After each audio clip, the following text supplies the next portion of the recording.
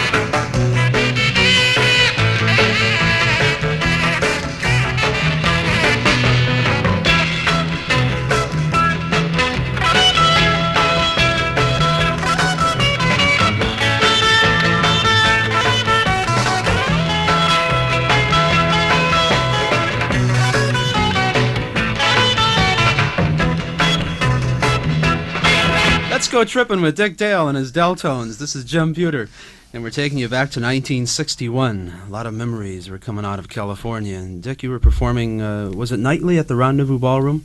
Yeah, I was, we kind of got together on the weekends, actually, because at that time, I believe Stan Kenton had just finished there, and then I was trying to convince the owners that we could have teenage dancing there, and they didn't think it would be, you might say, apropos at that time in that city, because it was kind of a straight-laced city.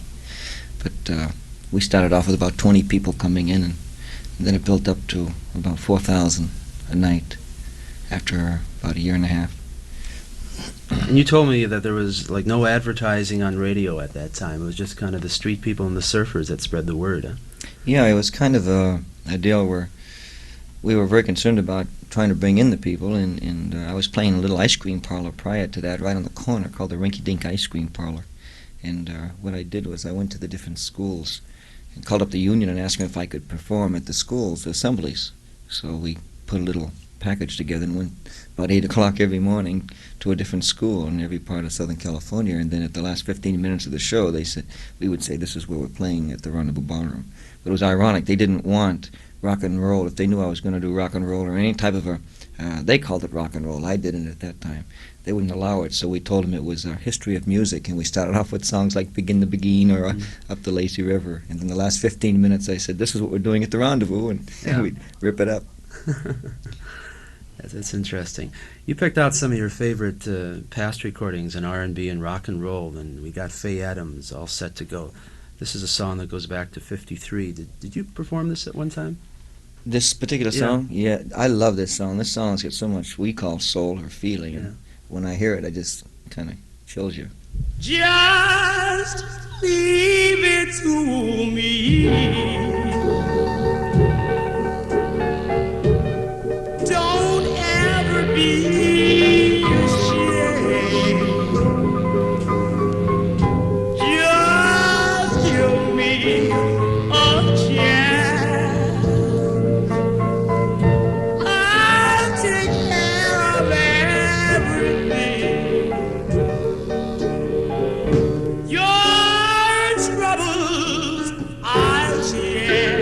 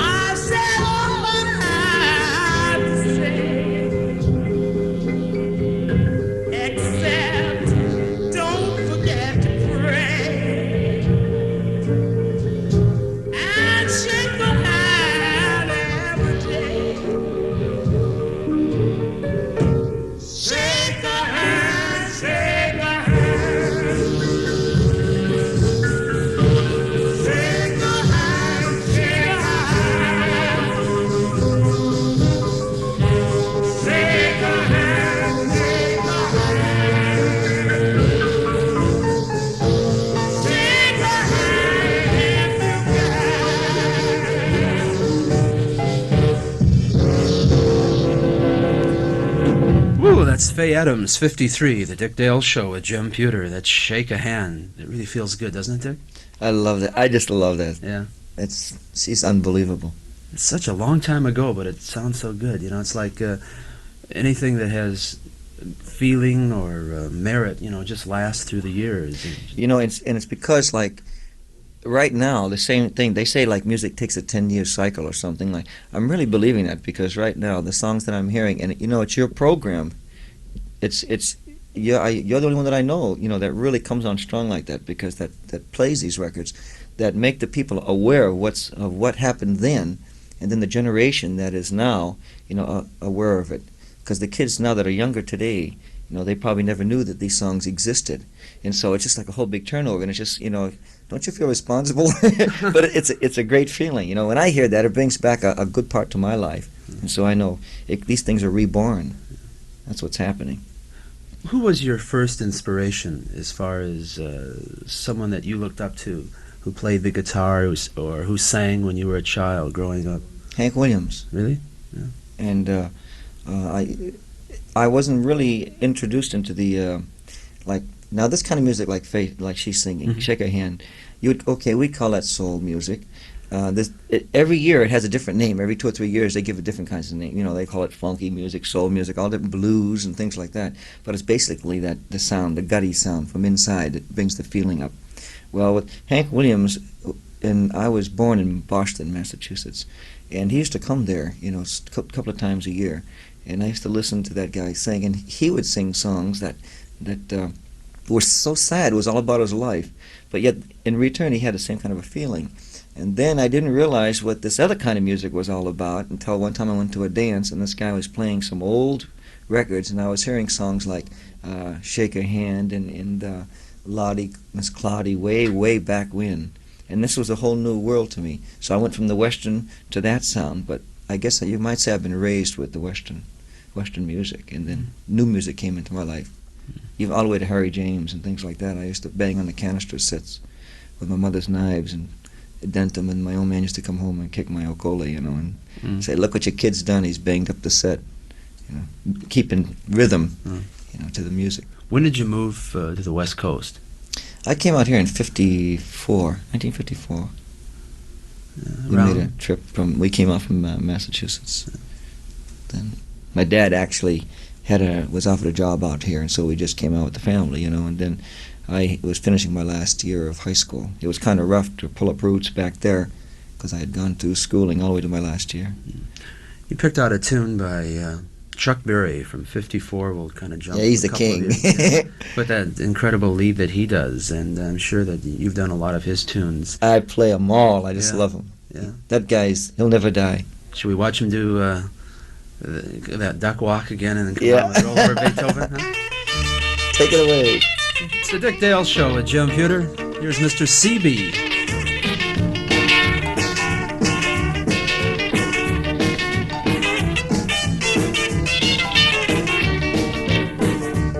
Well, I'm gonna write a little letter, I'm gonna mail it to my local DJ. Well, it's a jumping little record, I want my jockey to play. Roll over Beethoven, I gotta hear it again today. You know my temperature rising, the jukebox blowing a fuse. My heart beating rhythm and my soul keep singing the blues. I roll over Beethoven, tell Tchaikovsky the news. I got the rockin' pneumonia, I need a shot of rhythm and blues. I caught the rolling arthritis sitting down at a rhythm review. I roll over Beethoven, they're rockin' in 2 by 2. Well, if you feel it and like it, go get your lover, then reel and rock it. Roll it over, then move on up. Just a try for further, then reel and rock with. Run another roll over Beethoven. Dig these rhythm and blues.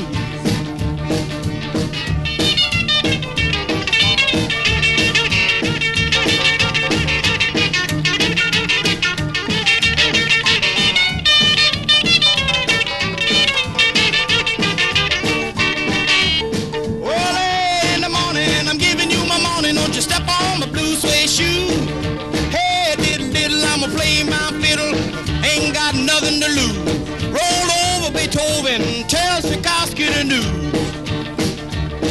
You know she wiggle like a glowworm, dance like a spinning top.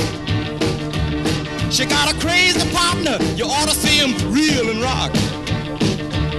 Long as she got a dime, the music won't never stop. I roll over Beethoven, I roll over Beethoven, I roll over Beethoven, I roll over Beethoven, I roll over Beethoven, dig to the rhythm and blues. Mr. Peppermint Man, oh yeah. What's his name? Come on, Jugger. Girl he loved, he left her in vain. Oh, now Mr. Peppermint Man, Peppermint Man. Every girl he loved, now he left her in vain. Now will you know him, and when you see him, by his striped shirt, he carried a little sign that says, "Have love will hurt." Mr. Peppermint Man, ah, Peppermint. Every girl he loved, now he left her in vain. Once had a true love, she was faithful and true. There wasn't anything that she wouldn't do. Yeah, till one day I come along and took her by her hand. Said, "Darling, my name is the Peppermint Man. So go on and follow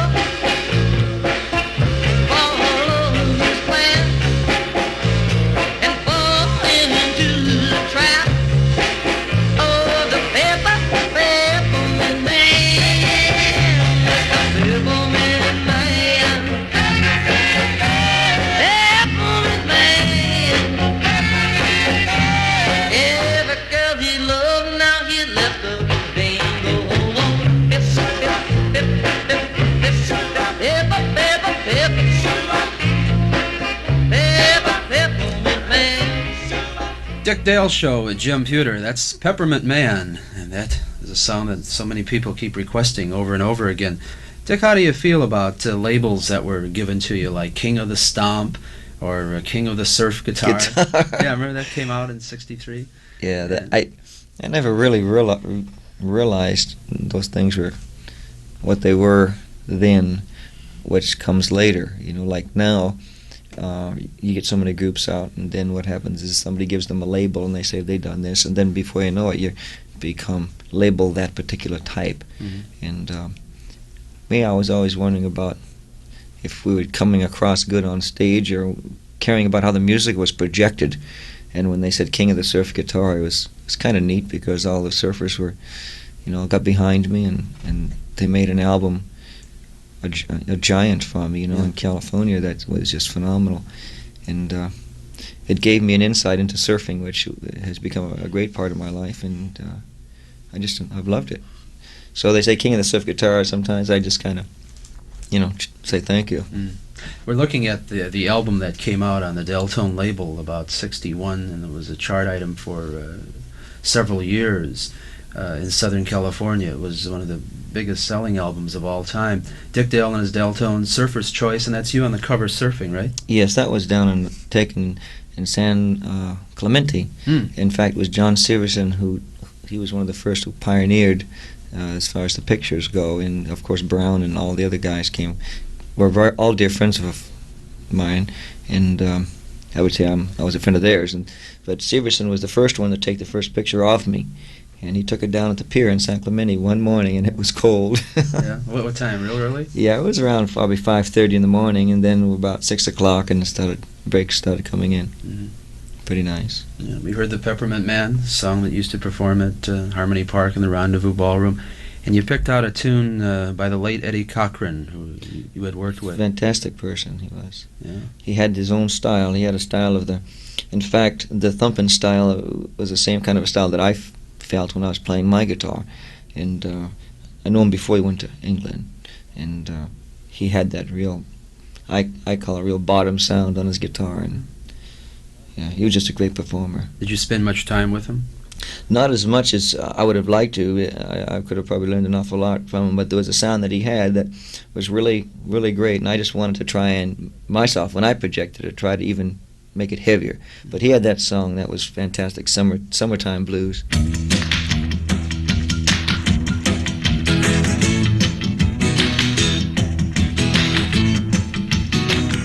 I'm gonna raise a fuss, I'm gonna raise a holler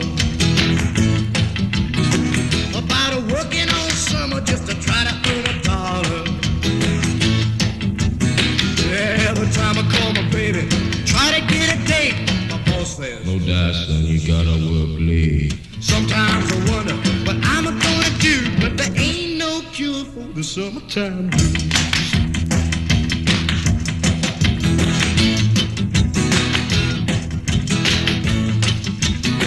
Oh, well, my mom and papa told me, son, you gotta make some money. If you wanna use the car to go a ride next Sunday. Oh, well, I didn't go to work. Oh, the boss, I was sick. Now you can't use a car 'cause you didn't work a leg. Sometimes I wonder what I'm gonna do, but there ain't no cure for the summertime blues.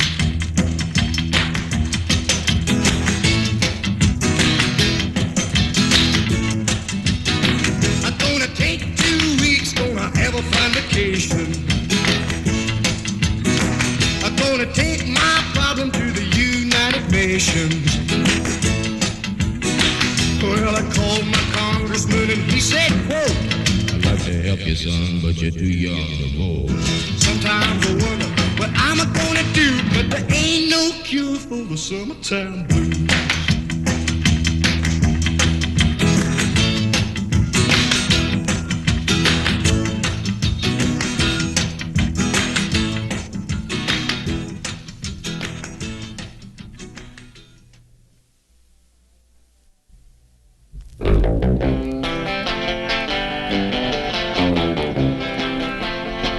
Para bailar la bamba, para bailar la bamba, se necesita una poca de gracia para mi patilla, arriba y arriba, y arriba y arriba, por mi cerebro, Yo no soy marinero, soy capitán, soy capitán. Bamba, bamba,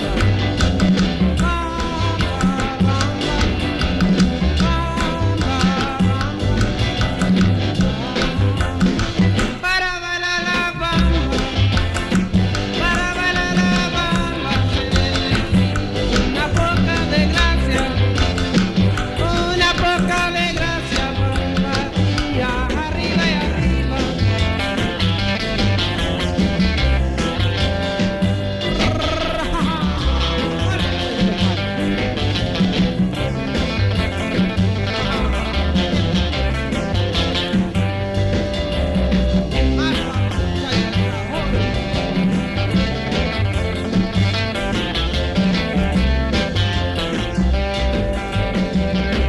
Para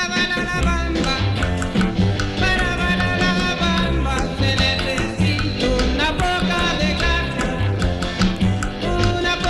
de gracia para mi patilla, arriba y arriba, y arriba y arriba, por ti seré, por ti seré, por ti seré. Bamba, bamba,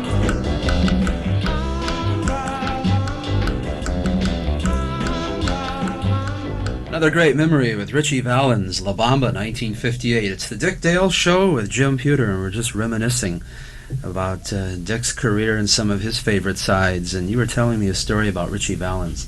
Oh yeah, we were down at I mean, we used to have the weekend concerts, down in like Long Beach, and we were at the Municipal Auditorium. That's the big stadium, not the new one that they built, the older one that is still there. And everybody always we had like Sunny Night would come on stage, and the Masked Phantoms and things like that. Little Julian Herrera. And then Ritchie was the first time I had met Ritchie, because at that time the fellow that was representing him I had worked with, and Ritchie came out that night, and we were all supposed to do like 2 songs or 3 songs, and they're all different. Well, Ritchie had just recorded this song, and he's a very, very, very humble, very quiet, and he kind of walked out there, and he said, he did his song, La Bamba, and then when the kids were all clapping for him and everything, and he came back on again, he said to me, he says, "Gee, what do I do?" He says, "I've already done my song, And I said, "Well, don't you have another one?" He says, "No." I says, "Well, do this one again, because it's a out of sight song. It's going to go. I know. I could feel it." And I think he sang it about 4 times that night. He'd come out and do it over and over, and before you knew it, the thing was really a giant. He was a great person, very, very quiet, very nice. Yeah, you worked with a lot of people. I mentioned earlier on the show, Dick, about some of the labels that were given to you. But what really happened, in my opinion, with your career is there still is, and there was at that time, a magnetism about you on stage and a communication with the kids that spread, and you can't hype that. No matter how much money you spend on the air or whatever, promoting certain people, your communication was real, and that's why you have become a legend, in the business. And we're going to go back again to the early days in your career when you were performing and singing and playing guitar, but you created a sound which the kids picked up on and called it the stomp, the surfer stomp. Yeah. And one of the cuts was surf beat. And what's the story behind surf beat? Was that just something you were jamming and you got into it and you recorded it? It's gone back so far now. The things that you're saying are, you're very, very kind to say those things, and I'm thinking about, I'm very emotional when I perform. That's probably that when you say you have something with the people. It's just that I don't think I was ever really born as a born musician or entertainer. It's just that when I get on the stage, I get a feeling that comes out, and that's because I guess you're emotional. So when I play my instrument, my guitar, people say, "Well, you look like you're climbing inside of it." Well, this is the way I feel. So we would get up there and do this very pounding on the strings of the guitar, which made me feel like I was coming off a wave or something. And everybody would call it surf beat, or that's how Let's Go Trippin' started. They say, "Let's all trip down Dick Dale's," and it was the dancers that made this. So the surf beat came out to be, was going to be the back of a song, and then the background. And I just said, "Wait a minute, that just sounds good. Forget the words, because I can't sing anyway." So I just said, "Let's do the background." And everybody would start stomping when I'd start pounding on the guitar. And so we called it surf beat. Mm-hmm. And just for the people listening, you play the guitar left-handed. Yeah, it's up as well. Uh-huh. What they call, Jeannie makes fun of it all the time. She says he's the only upside-down left-handed guitar player. We don't reverse the strings, Let's listen again. Something very special happened in Southern California around 60, 61, and 62. And he's still with us. Here's Dick Dale, the original surf beat. Yeah, look 'em all. Yeah, now, mother.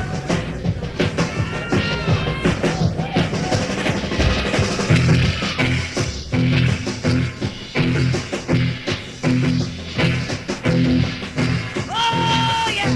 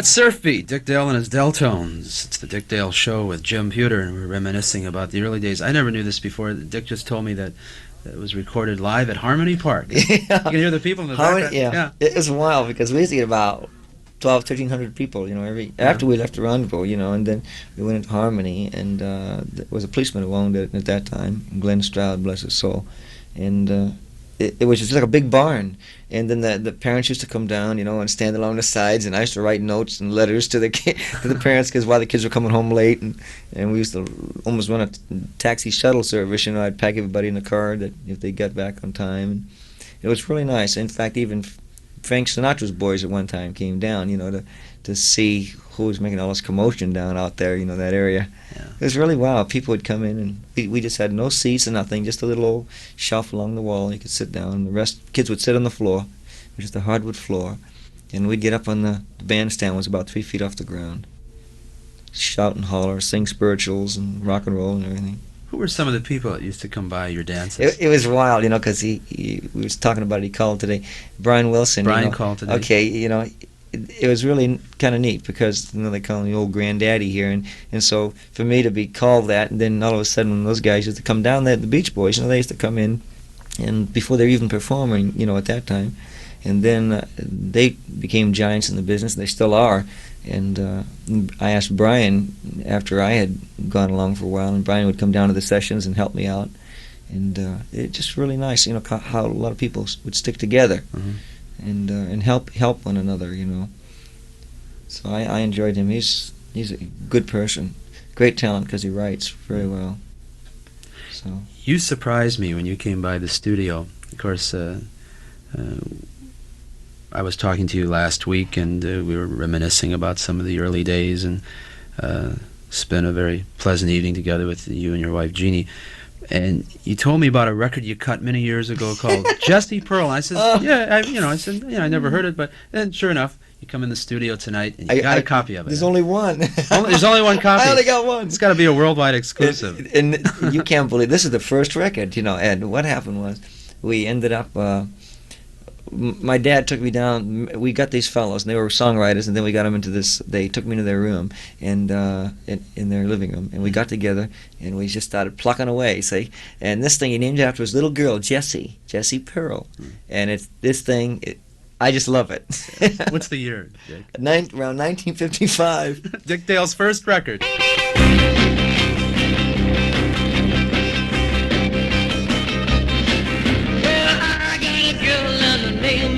Jesse Pearl, come on, yeah. Well, I got a girl and her name is Jesse Pearl. She's a cute little thing and I love her, yes I do.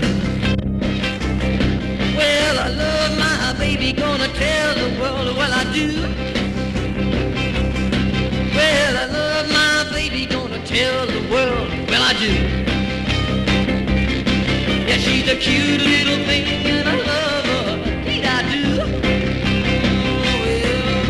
Well, Jesse Pearl, come on. Jesse Pearl, well, come on, honey. Yeah. Oh, well, her name was Jesse Pearl.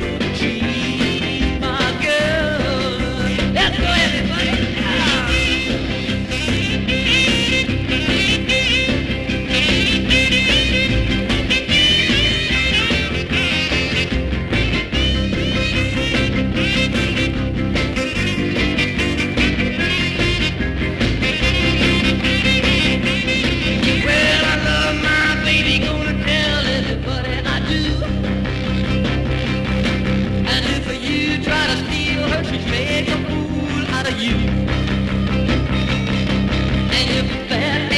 I'm gonna get my gun and shoot at you, yeah. Well, Jesse Pearl, come on. Jesse Pearl, well, come on, honey. Yeah. His little name is Jesse Pearl. She's my girl. Well, her name is Jesse Pearl. She's my girl. Well, her name is Jesse Pearl. She's my girl.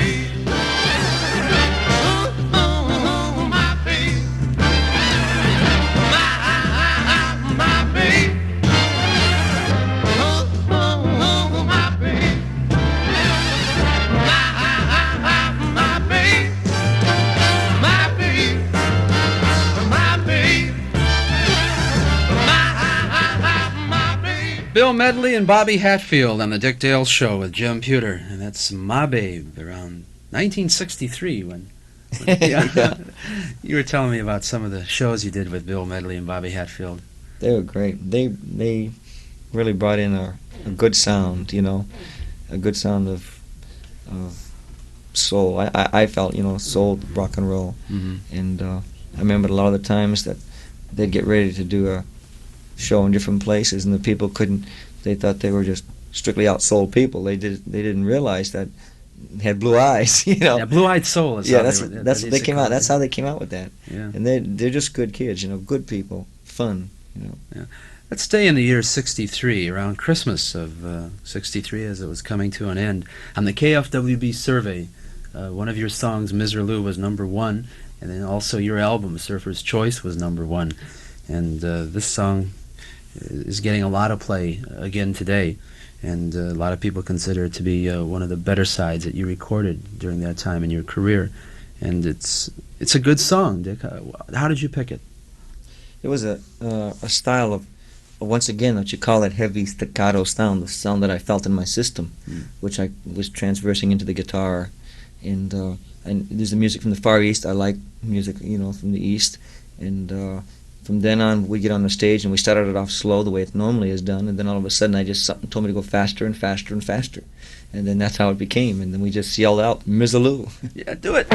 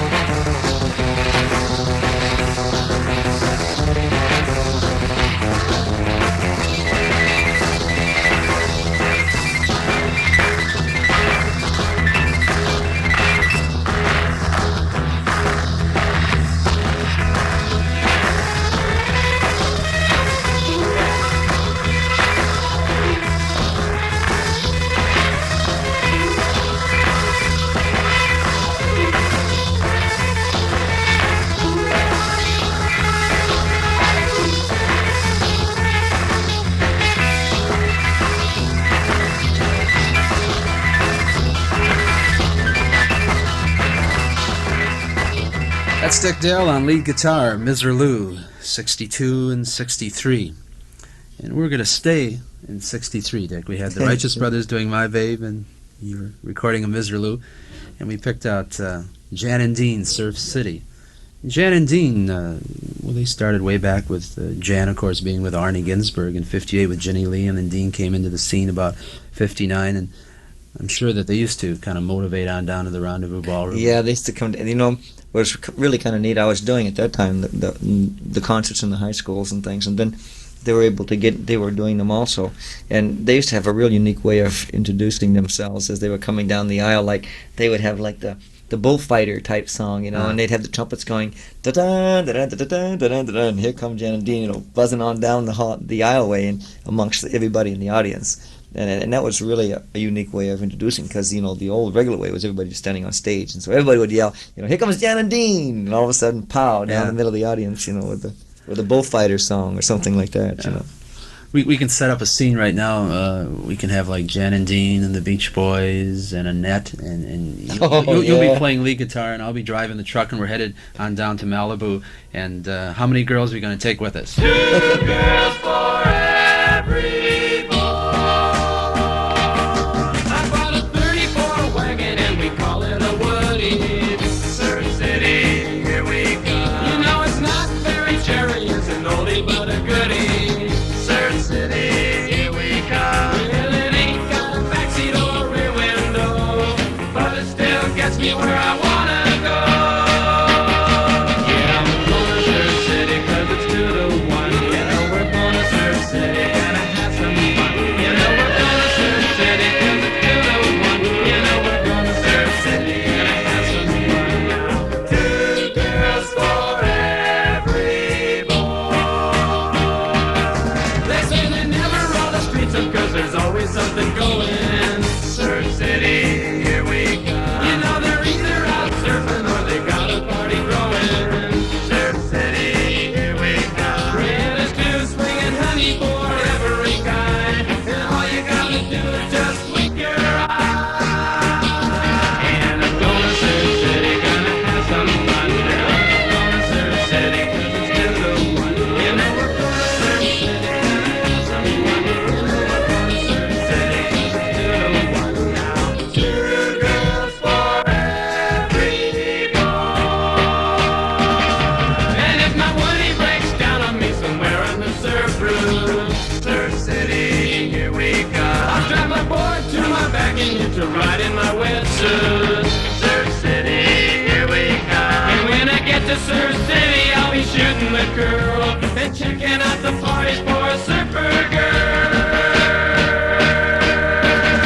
And I'm going to Surf City 'cause it's 2 to 1. You know we're going to Surf City, gonna have some fun. You know we're going to Surf City 'cause it's 2 to 1. You know we're going to Surf City, gonna have some fun now. 2 girls for every, 2 girls for every boy.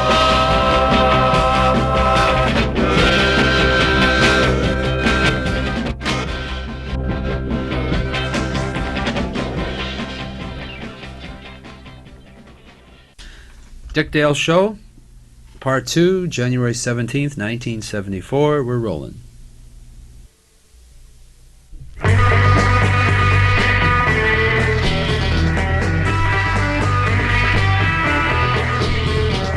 Listen to the king of the turkey song. Listen to the king of the turkey song. Listen, listen to the king.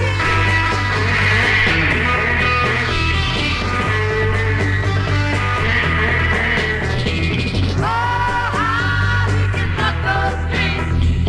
Oh, how he makes you sing. Listen. Listen to the king.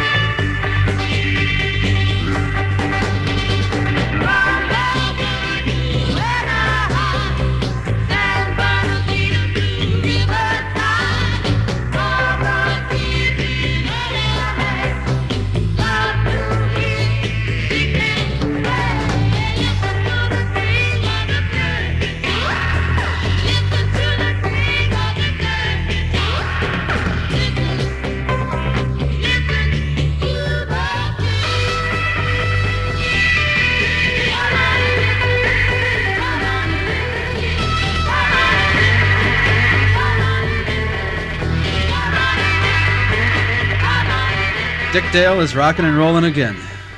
That's King of the Surf Guitar, 63, with the Blossoms in the background. Yeah, they were fantastic. They were really nice. And Darlene Love was in that group.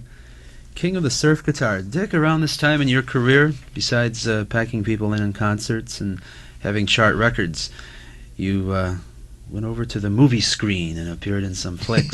Yeah. Yeah. Like the Beach Party films? Yeah, that was the first one that I did. Well, at that time I was working at. Before that, I was working at a place called Hughes Aircraft, as the metallurgy, heat treating and things like that. And then I had a chance to do a small bit part in a picture called "Let's Make Love" with Marilyn Monroe. That was your first film? Yeah. Yeah. And that was, if you blinked, you missed it and everything. I would think I was imitating Elvis in the movie or something. But then I had a chance to work with Annette and Frankie in the Beach Party movies with AIP, American International, and Nicholson's that owned it, and that was a lot of fun. It was grueling work. You had to get up. You had to be in the set about 5 o'clock in the morning, and then we'd stay through to 10:30, 11 sometimes at night. And but it was nice. We'd go to Malibu and shoot a lot of the scenes and surfing scenes. The musical sequences, of course, were all done in the studio beforehand, right? Yeah. What would they have speakers up for you so you would lip sync, or how did that work? It would look like Huh? somebody said, "This Dick Dale standing on the beach with his electric guitar playing." But that's what they did. We did the records in the studio. Then we played them back while we were filming. When we were doing all those fight scenes where I was jumping off the bandstand with an earring in my ear, and my mother blew her mind, singing the earring and all that stuff. But they played it back and you lip synced it, we'd sing it out, but it was all lip synced. If you just tuned in, by the way, it's the Dick Dale Show, and this is Jim Pewter, and we're reminiscing with Dick Dale about his early days, and also he picked out some of his favorite hits. And from 1960, a fellow you worked with, Dorsey Burnette, and we picked out Tall Oak Tree. Yeah, Dorsey was his brother also. They're Johnny, of course, and they're really nice people. And I was opening. It was my first opening at Pacific Ocean Park, the POP Ballroom. It was the Aragon Ballroom, yes. And everybody came down for the opening. And Dorsey was was very nice to come down and be a guest star for me. Yeah. Let's reminisce.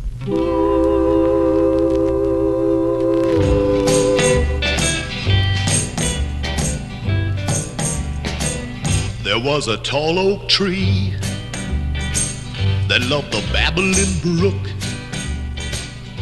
and the babbling brook loved the mountain high, and the mountain high loved the sky above.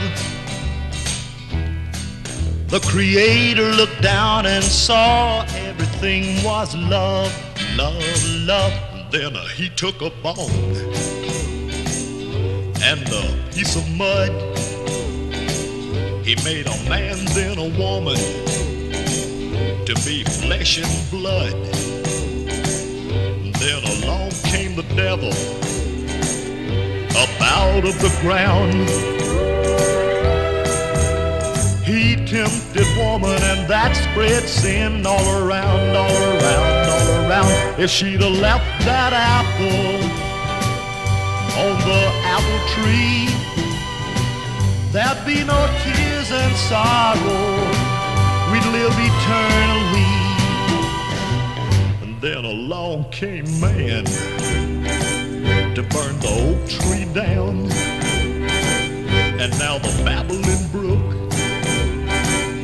is a solid ground, and the mountain high don't stand so high. And there's a cloud of smoke that covers up the clear blue sky. There was a tall oak tree. There was a tall oak tree. There was a tall oak tree. Here's one of my favorites. It's always been one of my favorites, and I think it's one of the finest songs that the Beach Boys have ever done. It's called In My Room.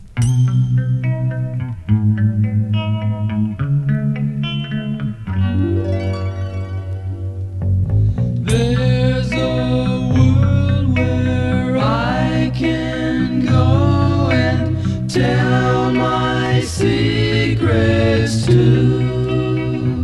In my room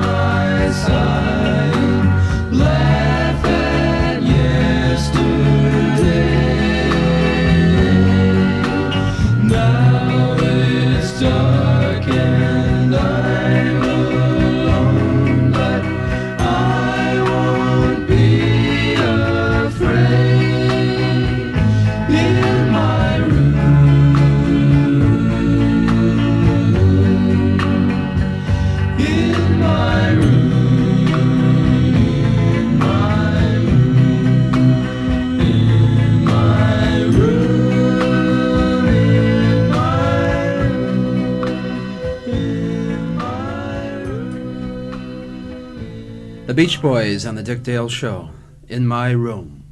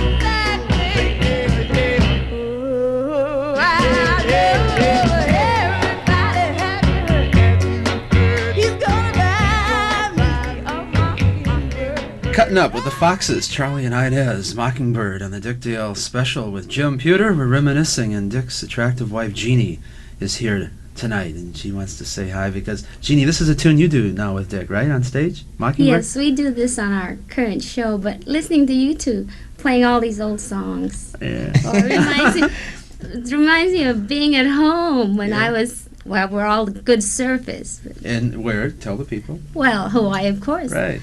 And Jeannie... My pineapple. My little slant-eyed pineapple. No. Oh. Jeannie's been with your show now. How many years, Dick? Well, let's see. I can't say my show now. It's No, the Dick Dale Show, when you're on tour. She's the head hunch now. Yeah. How long have we been together? About 6 years, something like that? I think going on 7. Uh-oh. I blew it that Going time, on didn't I? 7 years. Yeah. Right. And you have to see the show because it's... I see it's it every really night. great. I'm telling the people, when you come into their area, I know you're on your way to Vegas and then Hawaii and then We there's might a be going possibility over to of Japan, yeah. But you got to see the show. A lot of things happening with Dick Dale playing guitar and singing, Jeannie doing her numbers, and the Deltones rocking and rolling. And we're going to rock again. You ready to rock right now? Yeah. 1962 again? Do some Fannie Mae? Hey!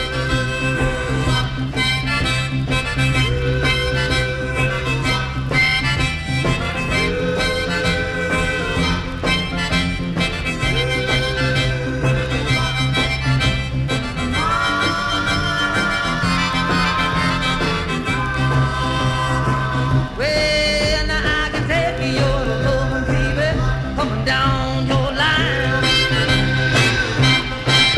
I can take your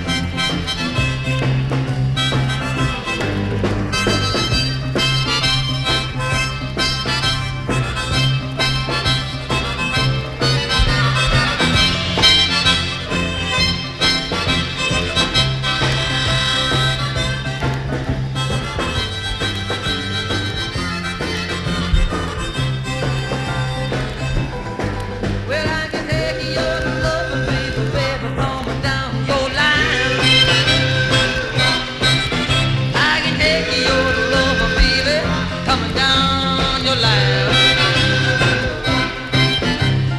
I ain't had no lover, baby, baby, it's feeling fine.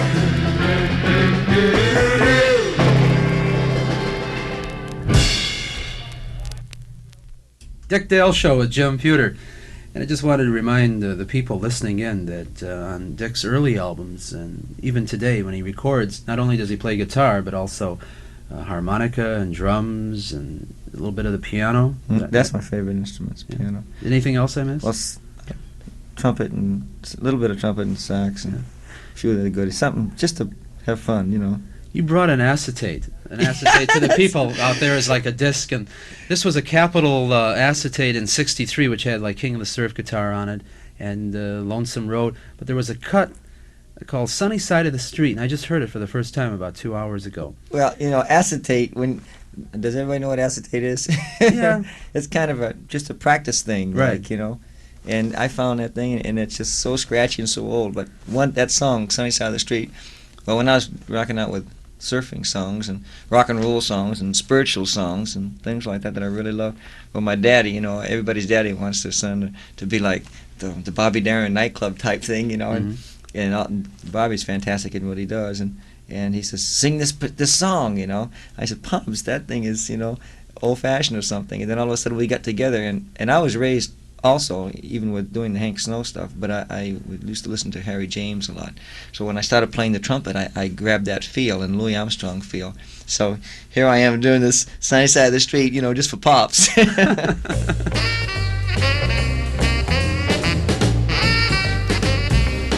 Yeah, grab your coat and get your hat. Leave your worries on your doorstep, baby. Just direct your feet. It's the sunny, sunny side of the street. Yeah, can you hear that pitter pat? My happy tune is your tune, baby. Now just direct your feet. It's the sunny, sunny side of the street. I used to walk in the shade, a shooba-dooba with my blues on parade. Where I'm not afraid. Hey, now the rover, who's gonna cross over? Well, if I never have a cent, I'll be as rich as good old Rockefeller. Well, I'll just gold dust at my feet. Well, on the sunny, sunny side of the street.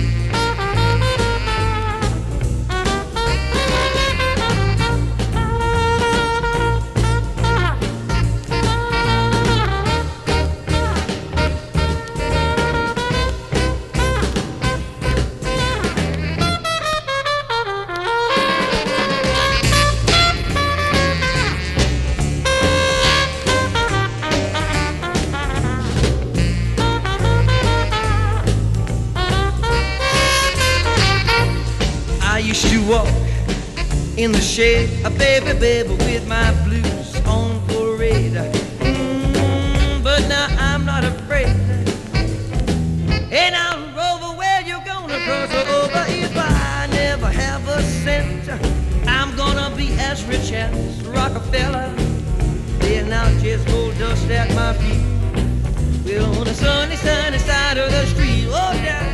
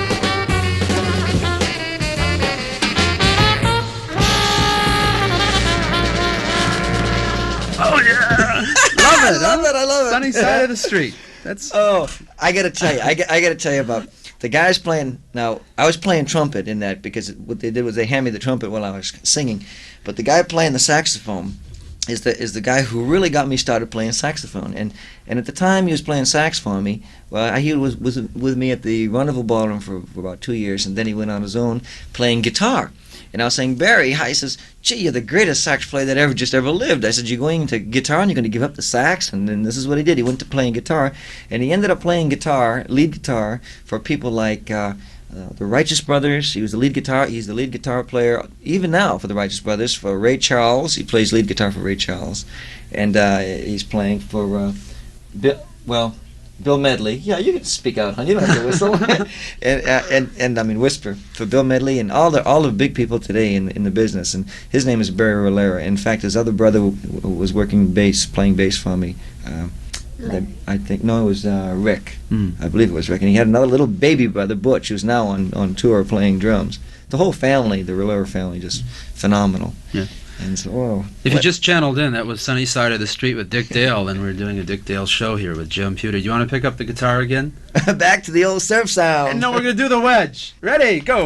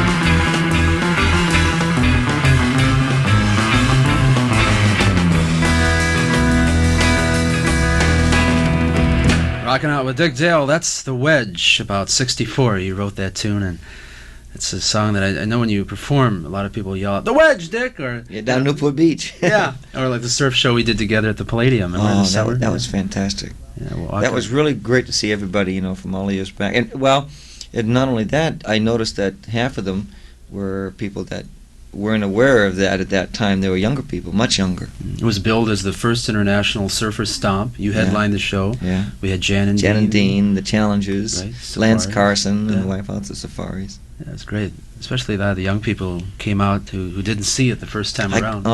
This gentleman took some great pictures of that whole concert and had everybody sitting on the stage and sitting around the stage. It's the Dick Dale Show with Jim Pewter, and you picked out a tune by the Wicked Picket. My favorite, yeah. Yeah. Don't fight it. We're just rocking and rolling.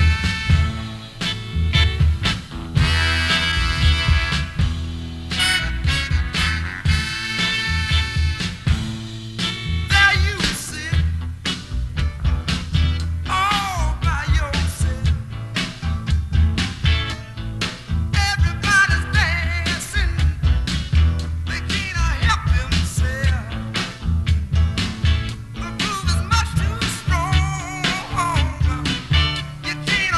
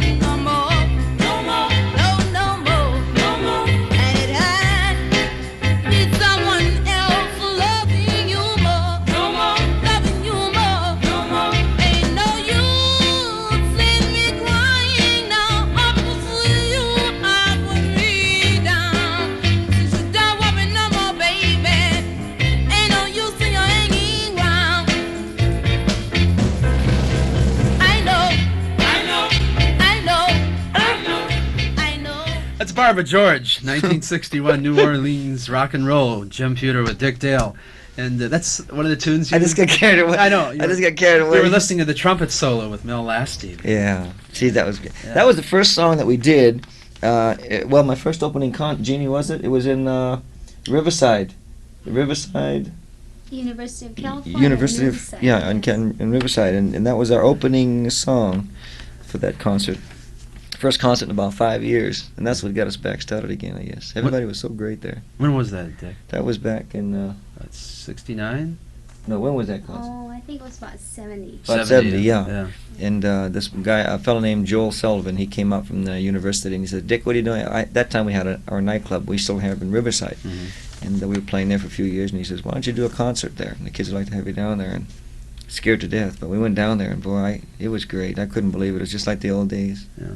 Dick, when you look back on after the surfing scene kind of mellowed as far as the music in Southern California, what are some of the feelings that you went through at that time as far as Capitol Records? You were with Capitol, and then before that it was Deltone, which was a label that your father started. Yeah. And it was difficult at times getting the promotion and the distribution. You couldn't get it, no. Yeah.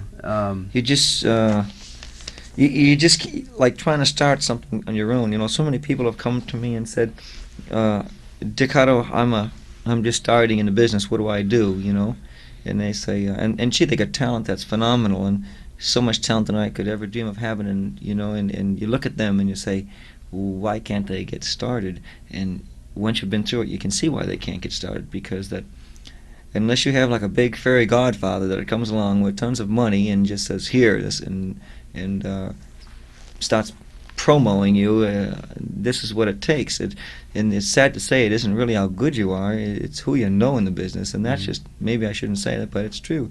There was another thing I wanted to bring out, like that's why I was so proud at that time. Finally, we were a product of the people, because when we wanted to cut our first record, we couldn't go to anybody. We went to record companies, and they said, well, get a hit going, and then we'll hire you, you know. Yeah.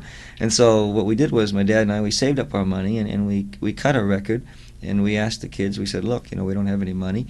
This is what we've got. It's going to be up to you to make their stations play it. And stations wouldn't play it until the kids wrote in, and they just wrote in for about 6 months. So I think the stations got tired of answering their letters and calls, and they finally played it. And before you knew it, they had something like 80,000 orders for the album before the album was ever released. That was the Surfer's Choice album. Yeah. And it just came from the fact that the kids got behind me to do this. It wasn't a fact of any money or any promoters or anything. Can you remember the station that first went on your product in Southern California? Yeah, well, there was a gentleman that played my first record, and he wore... Oh, was it Jim Hawthorne? Jim Hawthorne, Jim yeah, Hawthorne. yeah. And I remember he played one of my first records, and he really had faith in me. But unfortunately, it just never got a hold of, because everybody else didn't pursue it. The first stations that grabbed me, my record just would say, were two little stations at that time, and that was K-Men and KFXM in San Bernardino in Riverside area. And then they really pounded the devil out of that, because we were playing there, doing the concerts in that area. And then they just bled right into KRLA, KFWB, and all the stations in town. Mm-hmm. And then that's how it got on. Then we did the big sports arena, and we had over 15,000 people for that, the KFWB one. But as I say, it just takes people who will believe in you, you know, and get behind you.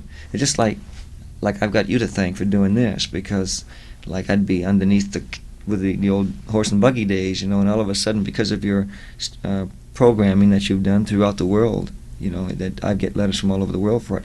That's how these dignitaries came from Japan. They said your records are still being played in Japan, and I've got you to thank for that, you know.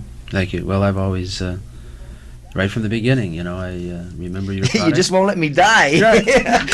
That's Dick, I wanted to talk about your involvement with karate, because I know we have a lot of people listening that are interested in karate, and the movement has become so popular. And I know that just tell the people a bit about you know, what you're doing now and some of your friends in karate. Well, I got started a long time ago, a while back ago, by some very wonderful people in the martial arts, and I would like to say I want to give credit to just about everybody I possibly can. Being in the entertainment business, you meet an awful lot of people in it, and I can thank in San Bernardino George Torben and actually Gary Stridle who first started me going, and then George became my head sensei, and he's a wonderful man. And what happens is, I think right after that, as I studied for a few years with them, then of course Mr. Ed Parker, who has brought Kenpo Karate to the United, he's the founder here,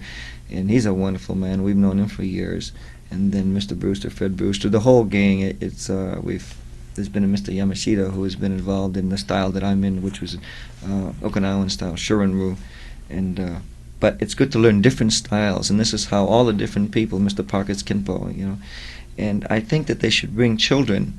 You know, I only wish that my father knew about this, so that when I was 5 years old, and put me in to a studio when I was 5 years old to learn the martial arts, because for girls and boys, it's so great to see little kids 3, 4, and 5 years old standing there with a little gi on, which is the karate outfit that you wear, and they'll stand there and they'll go through their movements. But they learn respect. This is what you learn. You learn respect for somebody else. And if you're in a good school, they'll teach you discipline. And this is, you know, what everybody needs. You just don't get it anyplace else. Sometimes we don't get it in our home like we're supposed to anymore. And you get it in the studio. If you love your sensei, who is your instructor, and you respect him, then you do what he tells you. Then it bleeds off into you, and you go home and treat everybody else the same way, you know. It's the Dick Dale Show. Let's continue with some music. We got the Victor from the Mr. Eliminator LP, about 64.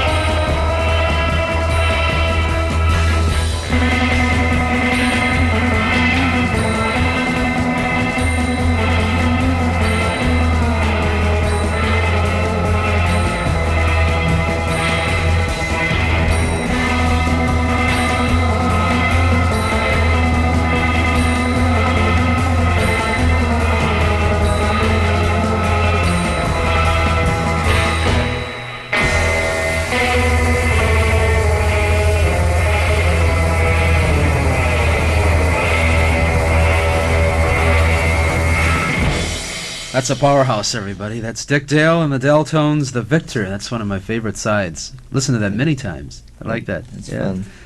And you just can kind of visualize the movements, going through. When you're into Oh, you that. mean in the karate? Yeah. Mike Stone was very instrumental. Also, he's a very very close friend in instructing, and of course Curtis Wong, who's in the that Kung Fu series now, and of course everybody's heard of Chuck Norris, and you get to meet all these wonderful people in the business. But when you get on stage, you feel that you're going through the same, what we call a kata, and it's an imaginary, you would say, imaginary fight of many, many people coming at you, and you go through all your weapons. But when I perform on stage, this has given me this feeling of being able to breathe very deeply and get into the system of playing the guitar in that fashion. Mm-hmm. So that's what's helped me an awful lot to do things like that. Dick, what are your plans right now, you and Jeannie and the rest of the Deltones? What would you like to see have happen to your people in '74? Gee, Jim, I'm so, as I was saying, that I get so emotionally involved in so many different things that, like, we've had the animals for so long. We've had our lions and tigers and all the animals that we come home to and we've trained, and now we're not into that so much anymore because of the fact that we had to leave the area where we were raising them, and we've been on tour, mainly to support what you have. And I was just saying, well, gee, it'd be nice just to get a nice job. We just got a nice little place down at the beach, and I wanted to just stick around home, for a while, but unfortunately you can't. So we're back into all next season's booked up with performing in Las Vegas. We'll be at the Golden Nugget, and we're there about 20 weeks out of the year, off and on different months. And then once again, they're getting ready to. We're always at the Playgirl Club, and Mm-hmm. that's kind of neat because I had a chance to be in their magazine, and my mother blew her cookie when she saw that. And then we'll be going to Japan, and that's going to be nice because it'll give me an opportunity to meet with the people in the martial arts also over there and see all the sites and perform there. But I'm seriously thinking of recording again. You've got me started in that now, getting back into the recording. I thought about I'd never record anymore again, but since this last concert that we got together doing, it's making me feel that I really want to get that guitar pounding again, because I don't do that in Las Vegas. There it's strictly a very older type show, and I would like to get back into getting that thing working again, Good. So pretty soon, I guess. Yeah. Dick, I want to thank you and Jeannie for stopping by, reminiscing. You're a positive force in the field of music and communications, and the young people are asking me about you again, and the people that grew up with you, of course, always want to know your activities, and we keep them posted.